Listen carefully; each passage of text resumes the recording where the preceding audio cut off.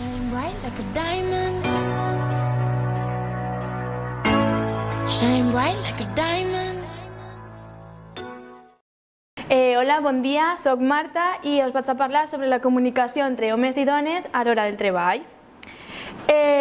Per a començar us parlaré un poquet de la introducció, després vaig a abordar alguns temes que m'han paregut importants, com en quina mesura el sexe és important en la comunicació entre homes i dones parlant en el treball i, per últim, qui són els que es fan sentir en el treball. Bé, homes i dones tenen diferents tipus d'estils de comunicació, però això no significa que uns siguin millors que l'altre. Aquest llibre està basat en una investigació original en el que tots els exemples són realitats que han ocorregut en la vida quotidiana i s'analitzen les relacions jeràrquiques i els factors que influeixen amb diversos estils de comunicació. La falta de claredat, els missatges indirectes, la confusió, la capacitat de fer-se sentir, són factors que afecten a la comunicació entre tots dos sexes, però només és el gènere el que influeix en la parla. Per exemple, tot afecta la classe social, la geografia, l'educació i altres factors també contribueixen a definir la nostra forma d'expressar-nos. Començaré parlant-vos sobre en quina mesura el sexe és important en la comunicació entre homes i dones. Cada vegada que obrim la boca confiem en que l'altra persona ens entenga el que volem dir, però és que n'hi ha voltes en què nosaltres donem un significat a algunes paraules que l'altra persona no entén el mateix, com per exemple,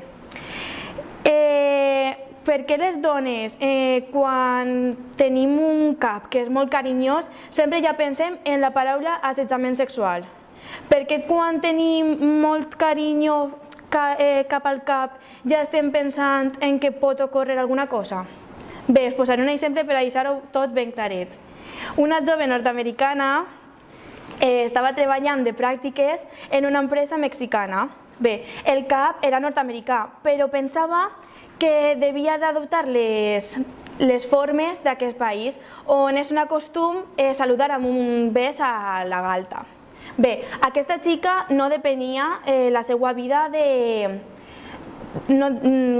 salarial no depenia d'aquest treball, ja que tan sols eren unes pràctiques, però s'incomodava cada vegada que el cap li donava el bes. Així que un dia es va armar de valor, ja que les seues companyes no el tenien, i li va girar la cara.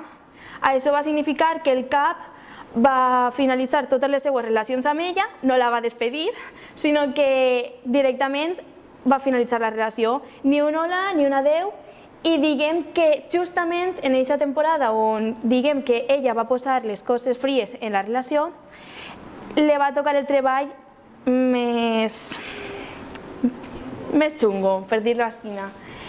Aquest és un dels exemples. Per això, la relació entre assetjament sexual i la comunicació, perquè nosaltres les dones sempre pensem o estem acostumades a posar moltes mesures per evitar aquesta situació. Quan estem en un treball, n'hi ha casos en els que ens fa més difícil el treball, com per exemple el cas del favoritisme.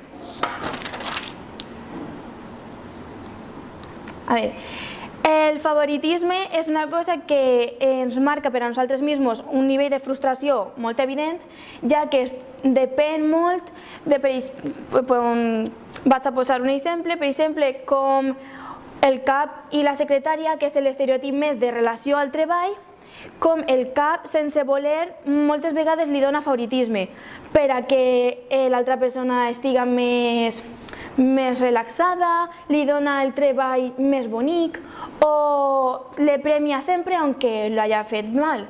Aquests casos de favoritisme creen en els companys un nivell de frustració que fan que no se vagi còmode al treball.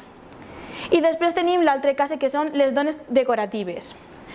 En si, les dones decoratives signifiquen que en una empresa es prefereix un físic que una bona qualificació, sí, qualificació.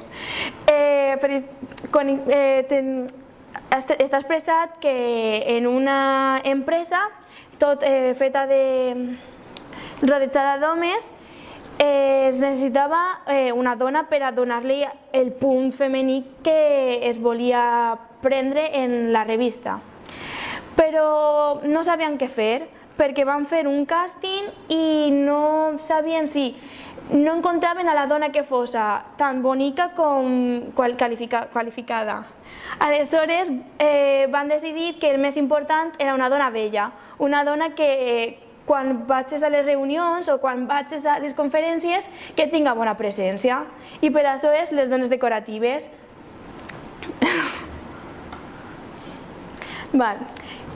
Qui són els que es fan sentir en el treball? Fer-se sentir en el treball és que en una reunió o en qualsevol acte tu vols que la teua idea es manifeste, vols que la teua veu s'escolte. Aleshores s'aprofita les reunions. Una reunió és la forma perfecta de fer-se escoltar, però depèn de cadascun, ja que cada persona és diferent. Hi ha algunes persones que no se fan escoltar perquè prefereixen passar desapercebuts o parlen molt baixet i no donen la sensació de vinga, que jo vull aquesta idea, que és la meva, la vaig a defensar. No, passen més i les dona el mateix. Per una banda tenim els que mai donen el seu braç a torcer, que en la majoria de casos és els homes, en els que per a ells cada decisió és com una guerra. O la guanyen o perden. Perden el seu nivell de mèrit, diguem-ho així. Per a ells que la seva idea serà la defensada i la que es faça és un orgull. Però al contrari tenim les dones que són més retraïdes, ja que a part de que solen ser menys en les reunions, en les directives n'hi ha menys dones, diguem que no les gusta, no les agrada tant posar la seva idea en comú perquè saben que no van a defender-la tan mateix com els homes, ja que tenen menys força a la veu o les dona més vergonya. Els homes i dones parlant en el treball. La qüestió de preguntar i no preguntar. Per què les dones preguntem molt més que els homes? Per què tenim més dubtes que ells? Es diu que els homes són menys retrotraïts i que les dones són més sensibles. N'hi ha hagut molts casos en els que els homes, per exemple, a l'oficina, no pregunten i, clar, això de no preguntar dona la sensació que ho saben tot, de confiança, i el cap pensa, si s'ho sap tot, que bé qualificat, que confiança, que bé. Al contrari que les dones, que donen la sensació, com estan a tota l'estona preguntant els seus dubtes, donen la sensació de que no presten atenció, de que no han treballat el suficient. Però, diguem, aquesta situació tan sols és en l'oficina, per exemple. Tenim també el cas de l'àmbit de l'institut, per exemple, en el que jo crec que els professors sí que agradeixen algunes voltes preguntar. I en aquest cas les dones salim més ben parades, perquè preguntar dona la sensació d'interès. Interès, ganes, i això se premia, al contrari que els homes, que pareix que passen més del tema, de que ja estudiaran, no? Diguem-ho així, i que ja solucionaran ells mateixos els seus problemes o els seus dubtes.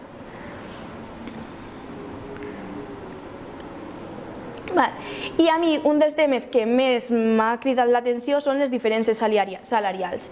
En ple segle XXI n'hi ha moltes diferències salarials aún, i em crida molt l'atenció perquè es va fer un experiment en el que el cap era un home. I diguem que els caps que són homes li donen un augment major als subordinats que són homes. I els caps que són dones li donen un major augment als subordinats que són homes. Aleshores, les caps que són dones no li donen l'augment que volen a les dones. I per què? Per què assisteix a aquest? Les dones tenen una capacitat de negociar molt xicoteta, no ens agrada negociar. Però aleshores sempre comencem, en aquest cas, preguntant un augment molt xicotet. A lo millor els homes comencen per damunt per anar rebaixant. Nosaltres no, nosaltres directament preguntem el que volem i ja està. I la relació de negociar i tal no es fa. I això és el que ens fa perdre un poquet l'augment. I ja està. I la conclusió un poquet és que jo he volgut plasmar un poquet les diferències que n'hi ha entre homes i dones. Algunes se m'han fet més cridaneres que d'altres i que en alguns casos sí que he obert un poquet els ulls i he vist que cada cosa, cada pregunta i cada aspecte té un significat a l'hora de la comunicació. I moltes gràcies per la vostra atenció i espero que us hagi agradat.